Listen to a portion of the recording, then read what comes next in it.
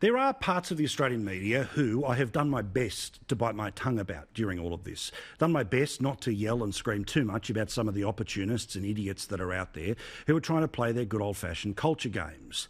Well, I can't bite my tongue tonight on one such group. There are people who decided today that it was a news story and a borderline social media scandal that the Prime Minister of Australia, a Christian, someone who, like 70% of Australians, believes in God, was part of a video prayer session with other fellow Christians. Here's part of that video. I would ask that people pray, thank you for your prayers, but pray for all Australians everywhere, everyone affected by this. People are going through the deepest of heartache, the deepest of shock, and the world is largely in trauma at the moment. Pray for the premiers and chief ministers. They join me in a national cabinet, which is unprecedented in Australia. But it is a moment like when Moses looked out at the sea and held up his staff, and they went. There are moments of great faith in all of this.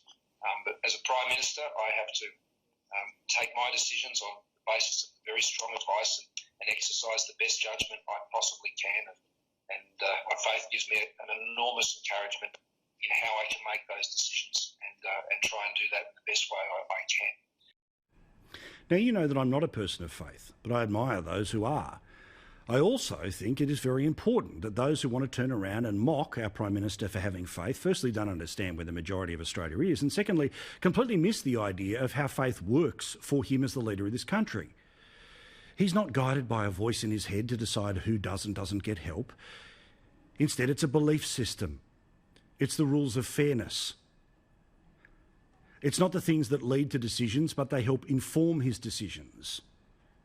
This has happened way too many times, when if the Prime Minister says it's time to pray for rain during a drought, oh, that's terrible.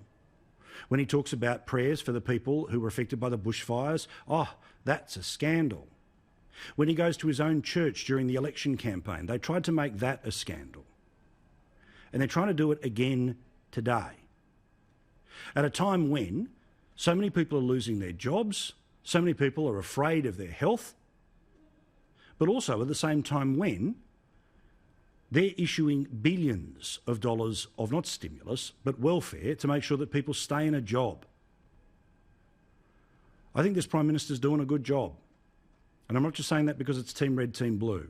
He's a man who's stepping up to the occasion and he's trying to bring as many people with him as possible. The idea that he takes a moment out of that day to share faith with those who are trying to give him strength, what's the problem? Yet the narks in the media and the arseholes on Twitter, they never stop, and they never will.